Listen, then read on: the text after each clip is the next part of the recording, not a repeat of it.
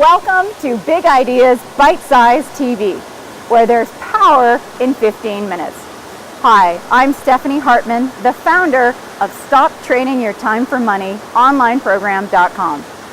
Let's face it, time is a valuable commodity these days. Whether you're a CEO running a huge successful company, or you're just trying to balance work and family life, or hey, you're relaxing at a gorgeous resort like this, you don't have time to waste. Yet, you need to be informed. That's why at Big Ideas Bite-Size TV, you will find the core essence of really powerful ideas in small, digestible chunks. Enjoy the show. Hi there. There is one thing that Oprah and Will Smith will never do in their life. But I'm not going to tell you yet what that is. I hope right now you have a pen and paper, because you're going to want to take notes on this, because this talk just might change your life. Have you ever found yourself where you've fallen and you just don't want to get up? Have you ever felt like you were dragged through the mud of life? Have you ever felt like you lost your business, didn't have any money, lost a relationship, lost your health, and you just didn't know what you were going to do to get back up again? Hi, my name is Michael Harris. Over my life, I've had many adventures, challenges, jobs. I've been everything from a photographer. I've done multi-location business with franchise public companies and private companies. I've been a yoga teacher. I'm actually still a yoga teacher, business coach, radio host, and #1 author of a couple really good books. So I hope you get those, but we'll talk about that later. First, though, I want to tell you a story. This is a story of a friend of mine that I grew up with. Very close friend, very close companion. And we were together virtually every single moment growing up. This friend of mine had an exquisite life. He grew up in a very wonderful family. Parents were really great. They treated him well, and he also got to travel with the family. He also got to build tree houses and forts and had all sorts of friends. And he was, even as a child, he was a golf champion at the local golf club. Then one day something happened. He was 12 years old. And there was a night that the family, they had all gone down to the beach for a couple of weeks for an August vacation, late August vacation. This friend of mine, as well as some other friends, they got a couple of beers, they got a little bit of that weed, and they went out on the beach and, experimenting like kids did, and they drank a few beers and they smoked a little bit of this weed. Well, the next day, my friend woke up and he said he had a throbbing headache. His head hurt. He had a hangover. 12 years old, and he had a hangover. Whole group of kids, they went out water skiing one day. Around and around they went. My friend told me that he could barely stay on the skis, but he was kind of like a little hotshot skier. And then all of a sudden, smack, he hit the beach. He went head over heels. He was covered with sand, head to toe. He was in a lot of pain. Now, he looked at his body, and nothing looked wrong with his body. But he ran into the water. He told me about running into the water, this feeling of the sand on his body. He told me the feeling of not being able to breathe. At first, the other kids that were there were laughing. They didn't realize how serious it was. But they decided to put him in the car, and they took him back to the beach house where the family was. His mother was gone. She was out golfing. Somebody went and found her, brought her back to the house. And then his mother took him to the hospital. And at the hospital, a little small hospital on the Oregon coast, they said, nothing's wrong with him at all. Well, the next day, my friend's mother rushed him back to the city of Portland, a couple-hour drive. Went to see a doctor. He was immediately brought to the hospital. The next thing my friend knew, he was waking up 10 days later. He had had massive internal injuries. They had taken away 60% of his liver, his gallbladder. He had cracked ribs, collapsed lung. The whole right side of his body had taken the tremendous impact of the beach and the log that he had hit. If you don't know by now, that friend was me. I didn't realize at that time what had really happened to me. During my surgery, I stepped outside of my body. I stood watching this operation. I was holding a gentleman's hand, this tall gentleman. I've since called him a spirit. We walked outside of the hospital and we walked into a garden area, and there were other spirits there too. I could see other people around the hospital. I could see spirits there. There were some that seemed to be stuck there. There were some there that seemed to be helping others. All of a sudden, I felt like I was being tugged back to my body. I didn't want to go. This place, this garden that I was in, was one of the most incredible places I'd ever been, and I wanted to stay. As I was being pulled back to my body, and I was reaching out for the spirits, they said, "You must go back. It's not your time. You need to go back. Your life is not done."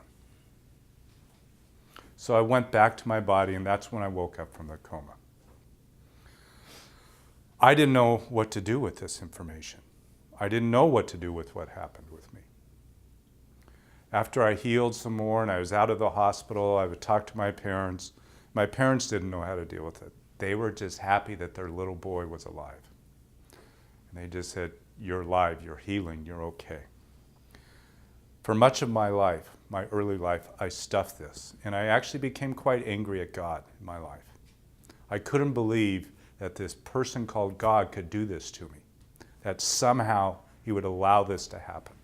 And I'd look at other people that had been hurt and injured too. I couldn't understand the diseases and the pain and the suffering in the world. And I became quite rebellious. And I not only drank a couple of beers and smoked a little bit of the wild weed, I got into a little trouble for a number of years. Till 27 years old. I'm not going to tell you that whole other story, but 27 years old, I land in the hospital again. This time I could barely walk. I'd been walking on a cane.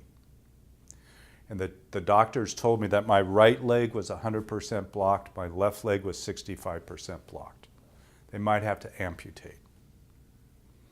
And I thought, how could this happen? 27 years old. I thought I was immortal. I thought I was going to live forever. They did the surgery. A couple weeks later, I was back in the hospital with blood clots. I was in and out of the hospital several times. The next year, they wanted to do the surgery again. My legs had reblocked. I refused that surgery. I cannot tell you why I said no. The professors of surgery, or vascular surgery, Oregon Health Sciences University surrounded me and told me I must have this surgery, I'd lose my legs. I signed a document, an AMA document, signed out against medical advice. I was rolled to the door, I took my cane, I started walking down the street, not knowing what was going to happen. That moment was the beginning of an unbelievable journey. I realized that at that point that I'd fallen so much, I didn't have money, I didn't have health, I didn't have hardly anything at that moment in my life. But I realized that that moment of falling down as hard as I did, that power, that energy at that moment, making the decision to step forward is what changed my life. That decision, one step at a time, to crawl back up, to get back up, to live my life again, because I didn't like my life at the moment. I realized that the friend that I mentioned before, myself, I needed to learn to become my best friend, my best companion. I was going to be with me 24 hours a day until that moment where the spirits take me back. Well, one step at a time, I came out of that. I started doing something called yoga. Many of you probably have done that yourself. I did many different types of practices at first, and then really started enjoying it. My body started feeling better. Lots was going on, and I could walk a little bit further. I could move a little bit more. Then one day, I discovered that I could go to this little Indian man, and I thought maybe he could heal me. It was 1998. I showed up at his door. I wanted him to heal me. He wouldn't heal me.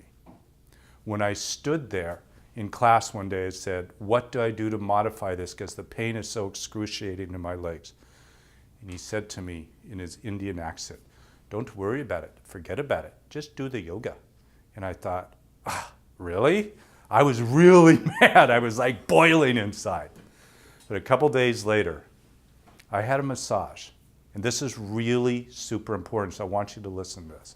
As I started massaging my legs, and she started massaging my left leg, all sorts of tears and pain started coming up.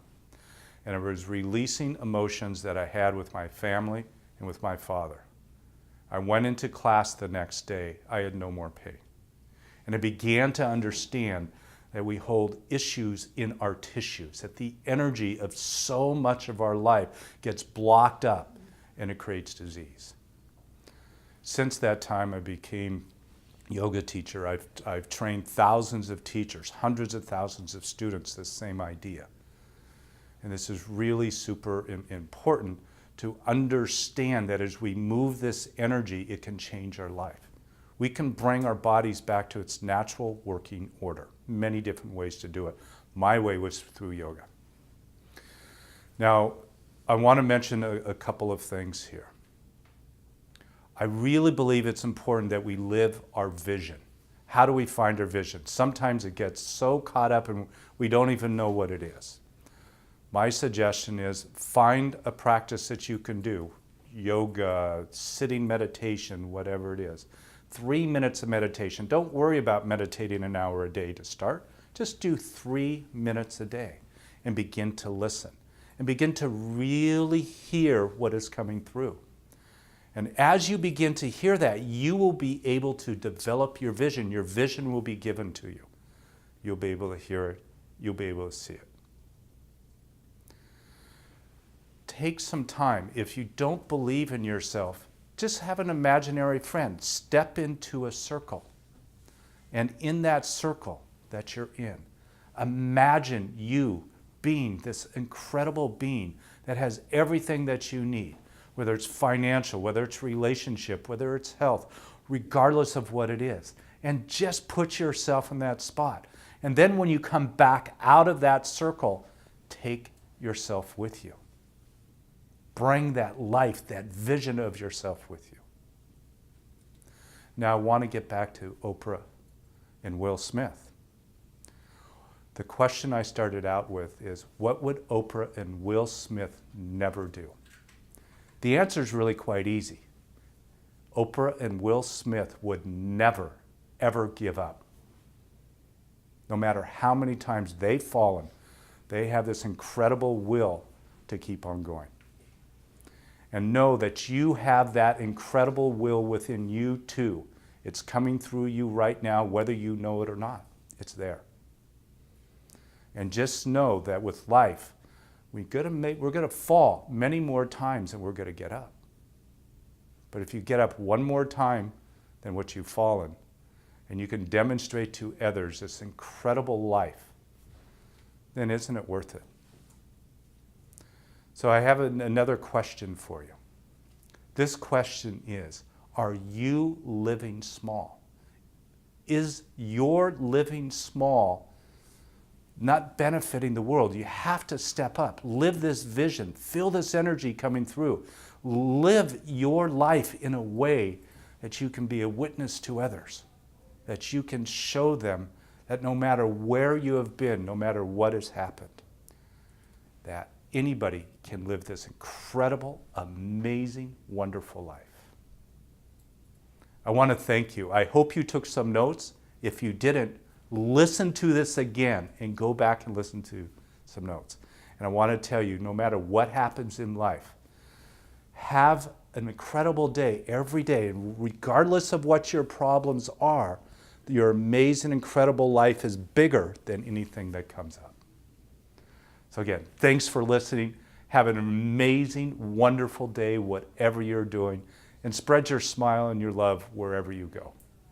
Thank you.